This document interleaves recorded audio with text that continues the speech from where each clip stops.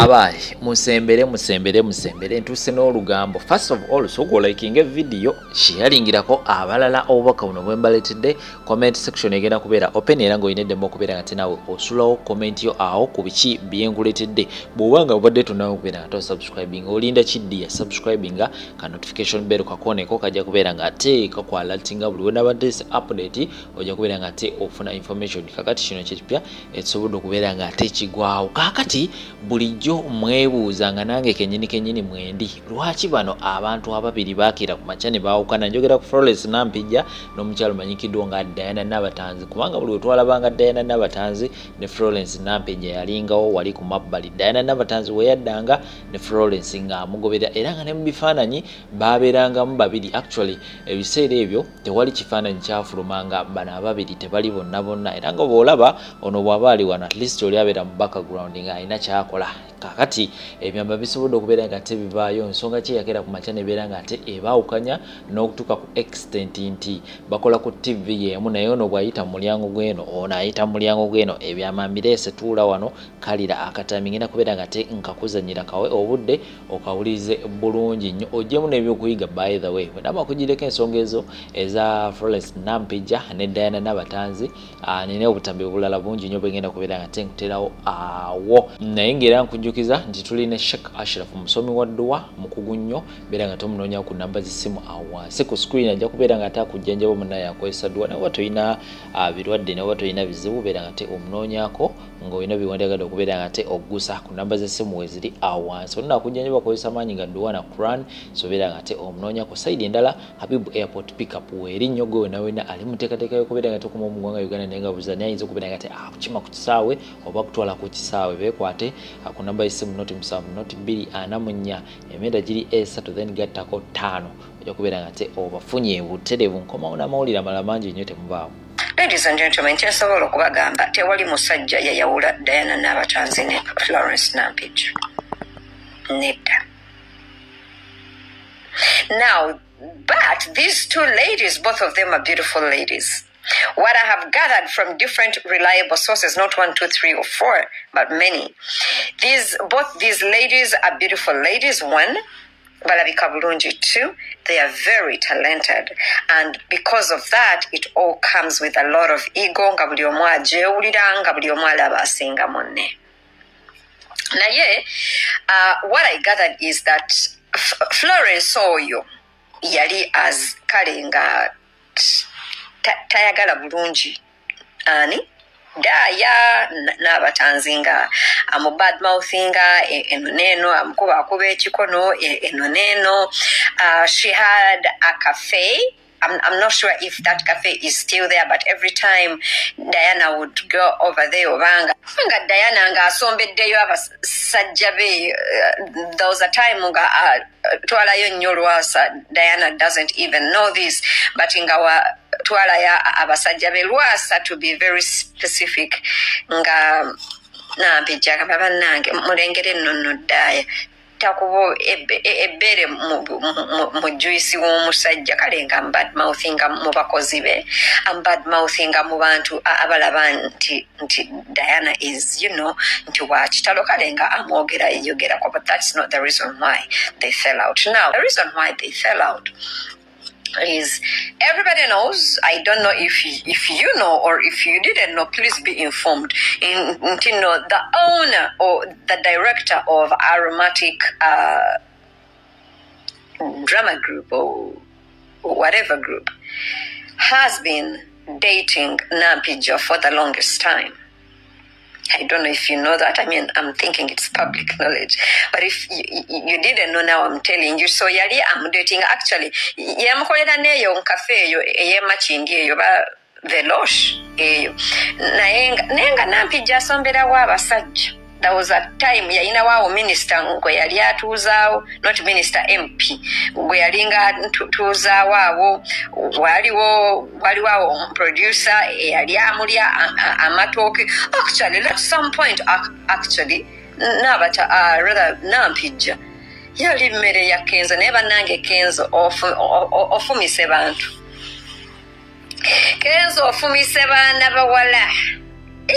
for some longest time era ne sente za NRM ze baba wabo abazanya eza Nampijja yaziwa Kenzo. If you remember time ya COVID nga Kenzo ya kaddo kuva Cameroon je yali akwabiddeyo n'akoma wano n'atukabira government. Where are you that time of government? Where are you? When Eddie Kenzo came back, he was not doing well financially, and the money that Nampijja had gotten from NRM akake munange yakawa baby Kenzo karachi ndeda naye Kenzo okula tonkubanga n'emigere ng'osinka nyomanyi gwokuba abantu. Anywho, so Nampijja nga Ahmed Lubowa yali yamugulirawo that cafe, and they were an item and they were dating. I'm not sure if they are still currently dating, but they were exclusively dating. Now, Nampijja is a strong woman. She's very beautiful and extremely talented. For the purpose of the group Aromatic, being talented is of course what's most, paramount, and that's what stands out. So being talented and beautiful, that's what they're looking for. And then the icing on the cake is that she is dating the boss, the director, Mwami Ahmed Lubowa. So she had an upper hand in a lot of things. Now, on the other hand, we are having an extremely talented woman who is not dating the boss, but who is very talented, very beautiful, who has a crowd and a fan base, and that is Diana Nabatans. So it was always like kubagana. Ono ayagala bossi atenga ina everything else that Nabatans had.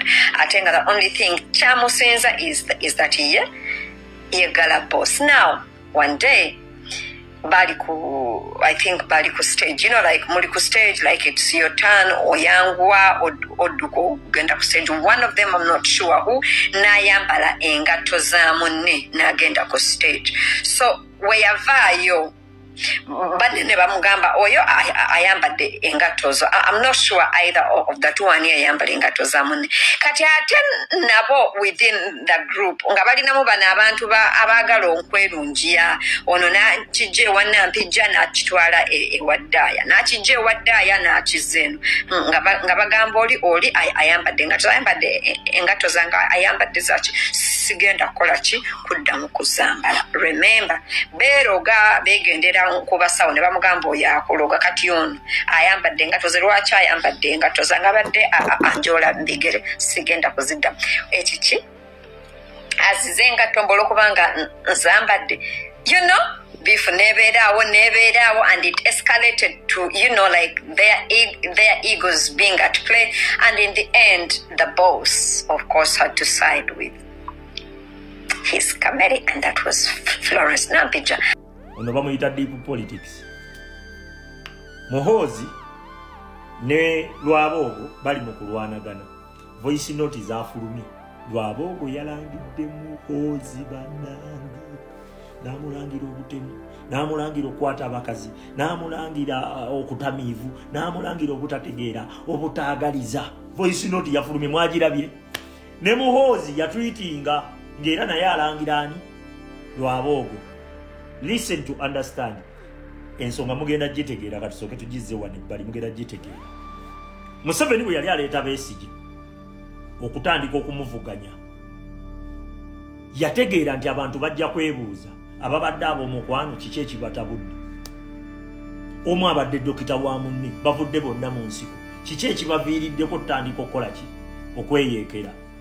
Ne balyoka bakuteerawo ekiboozi nti Muhoozi nti Besigye ne Museveni beyagalira ku mukazi Winnie Byanyima. Ne basooka bakibunya mu bantu. Winnie Byanyima, abakazi batabula. Besigye atukunkumudde emyaka 2 wajinda bamwejo.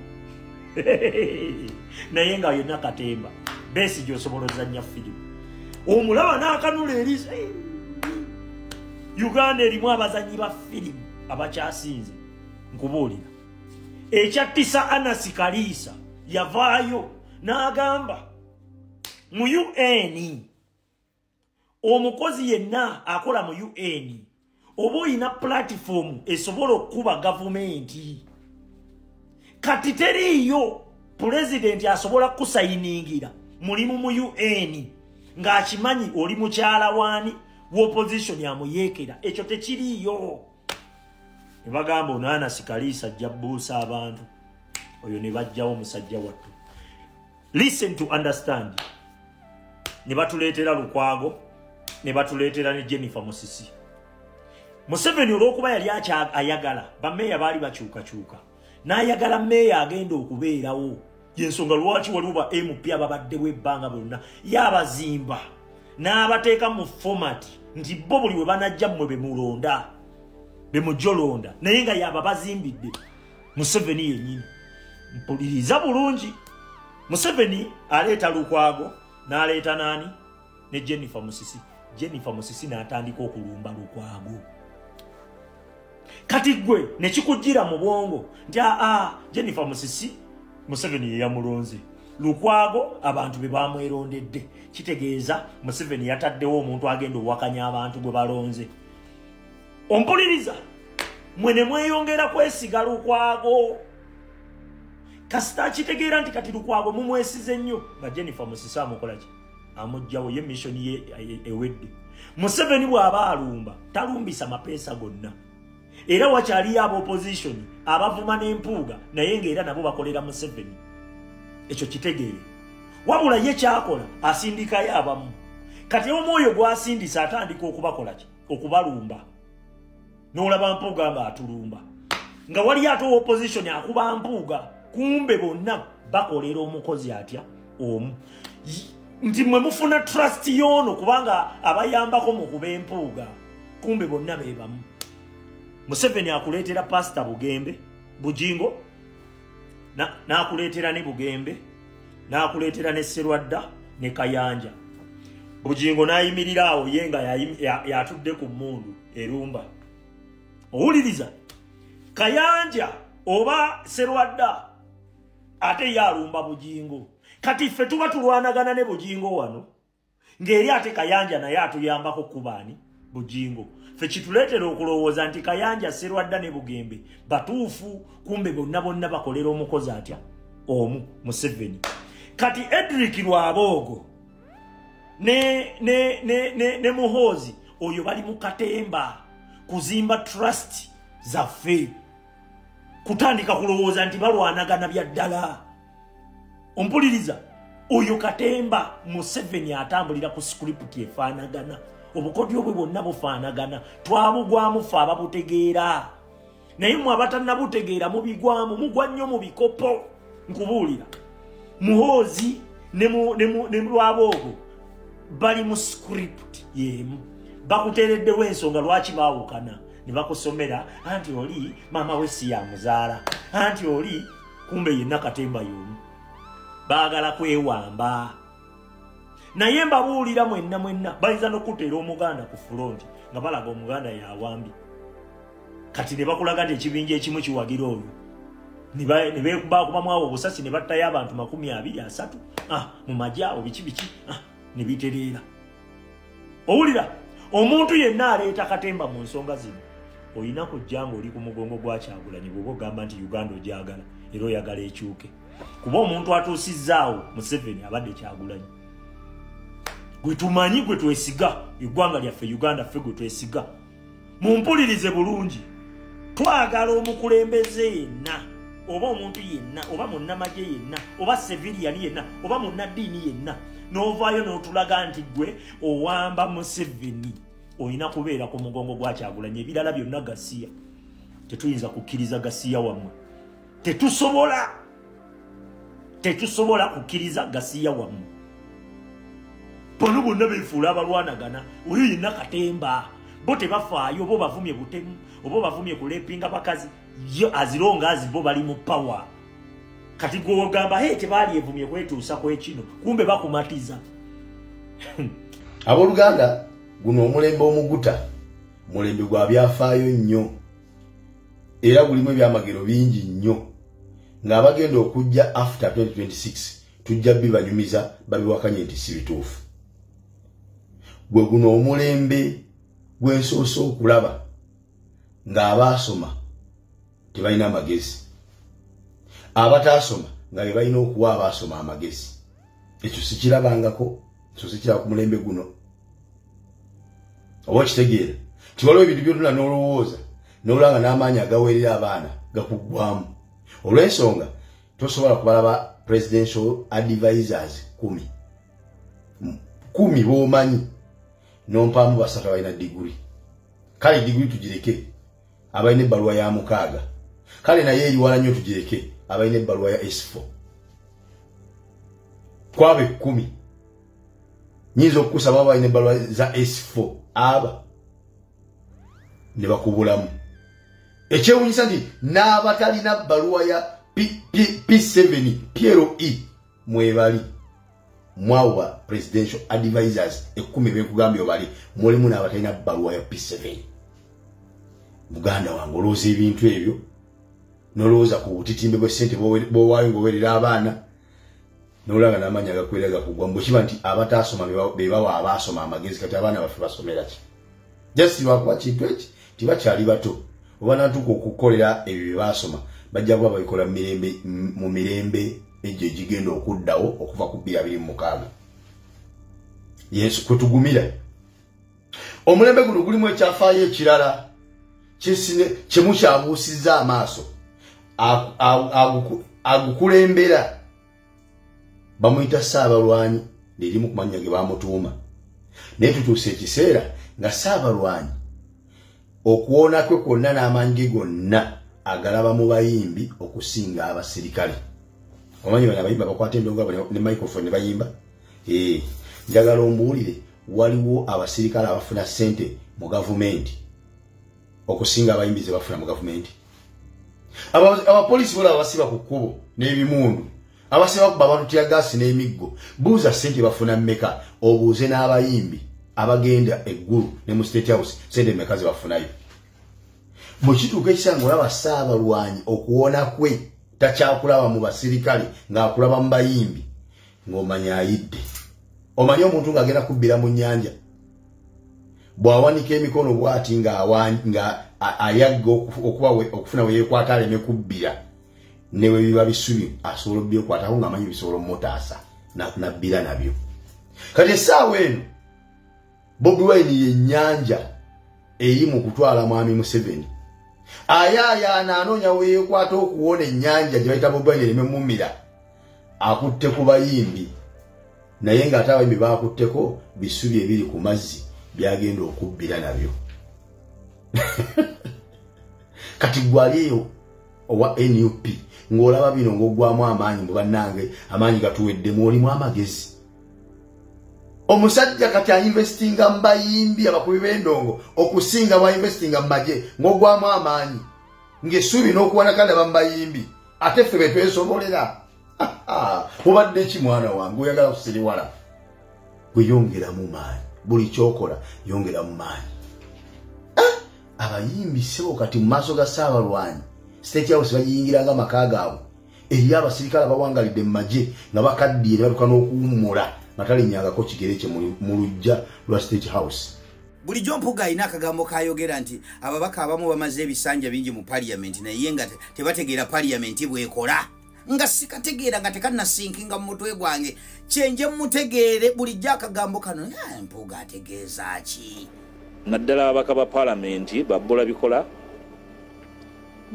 n'abamaze wano ebisanja 3-5 naye nga tebafunanga na mukisa kutegeera parliament bwetambula n'amateeka gafuga parliament aina n'akalala kagamba mbu ababaka abamu bakibogwe indeed bakibogwe ate kati Mpuuga alaza ababaka abalala machuwa nti mu parliament mwe temumanyi bwekola osobola okujja n'okubaka set nomala n'otambula n'ogenda etteeka liri ku protectinga kino kye yakola bakiyita parliamentary money heist oba sente nomala n'okunnumba n'ogenda bwe yalabanga waliwo ayagala okwekinka mu luheisiti lwe Malema Birizinga omusango agugjeeyo n'amanya nti bano ab'emikono bano abakuŋŋaanya emikono omusango ogutabeere mu kooti ebintu bijja kutabukamu.